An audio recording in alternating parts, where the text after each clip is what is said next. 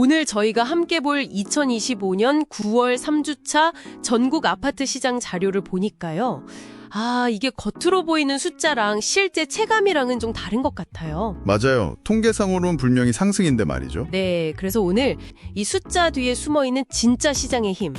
그러니까 왜 특정 지역만 이렇게 뜨거워지는지, 그 수요 집중 현상 있잖아요. 그걸 좀 파헤쳐 보려고 합니다.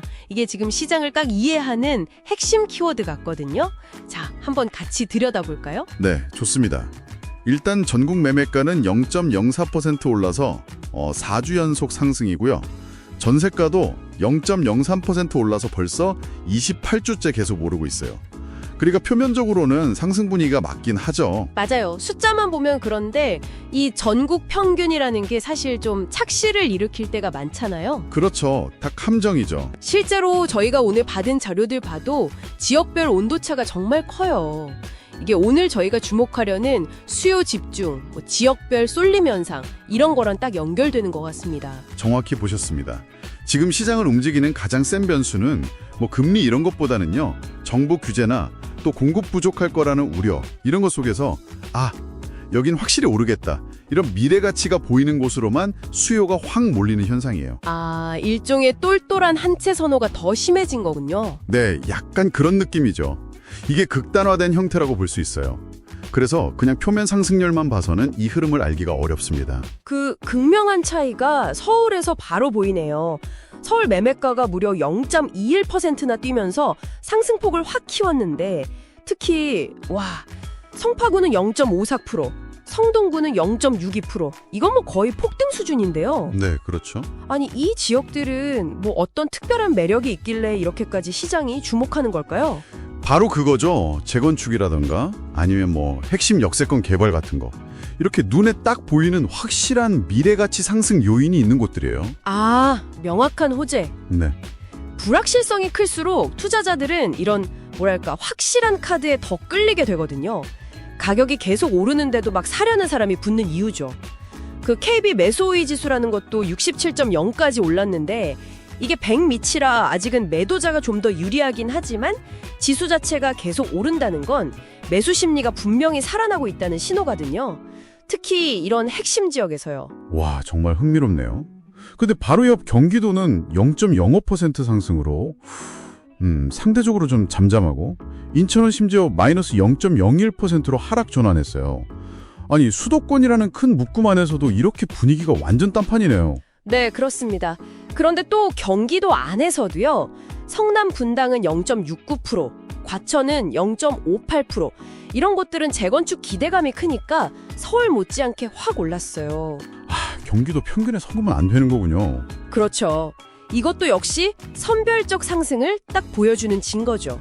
그러니까 평균 속에 숨어있는 개별 지역의 강세를 놓치면 안 됩니다.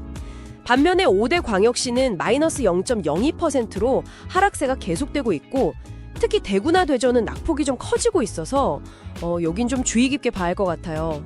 그런데 좀 의외의 결과도 있어요. 기타 지방이 0.01% 상승하면서 10주 만에 하락을 멈췄다는 점이에요.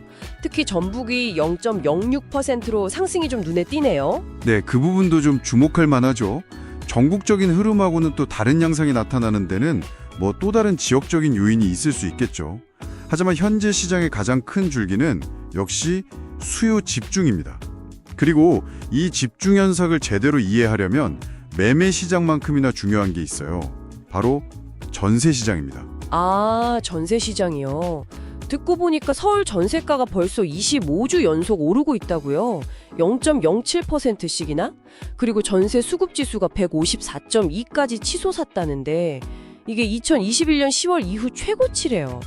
이 숫자가 의미하는 바가 클 것 같은데요. 네, 큽니다. 154.2라는 숫자는 그냥 말 그대로 극심한 공급 부족 상태를 뜻해요. 100이 기준인데 150이 넘는다는 건 수요가 공급보다 아주 훨씬 많다는 거죠. 와. 이렇게 전셋집 구하기가 하늘의 별 따기가 되면 어떤 일이 벌어질까요? 전세 살던 분들이 너무 힘들다, 지친다 이러면서 매매로 눈에 돌릴 가능성이 커지는 거죠.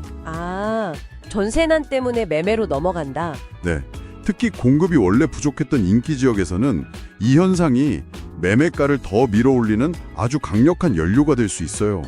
그래서 전세 시장은 매매 시장의 미래를 좀 비춰주는 뭐랄까 거울 같은 격관을 한다고 볼 수 있습니다. 그렇군요.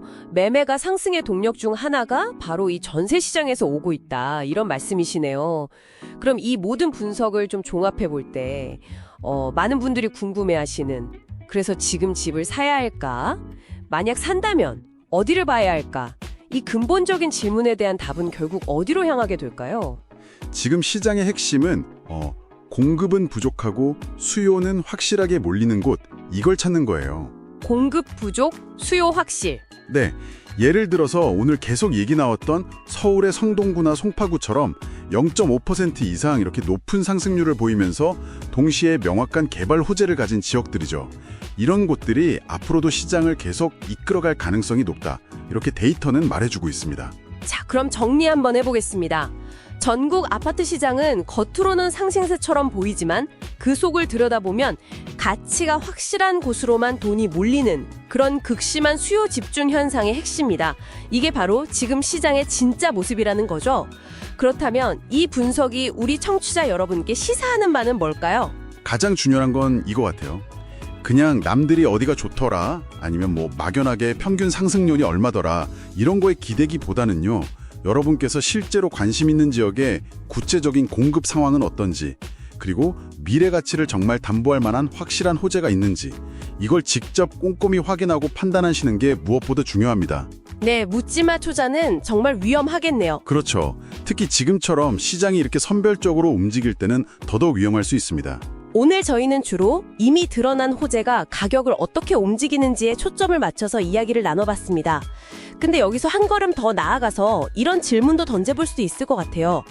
아직 시장 참여자 대부분이 주목하고 있지는 않지만 혹시 숨겨진 잠재력을 가진 지역은 없을까?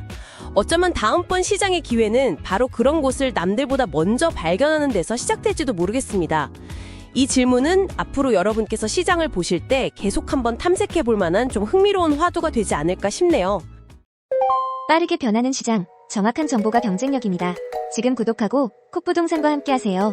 부동산은 콕, 구독, 좋아요는 꼭.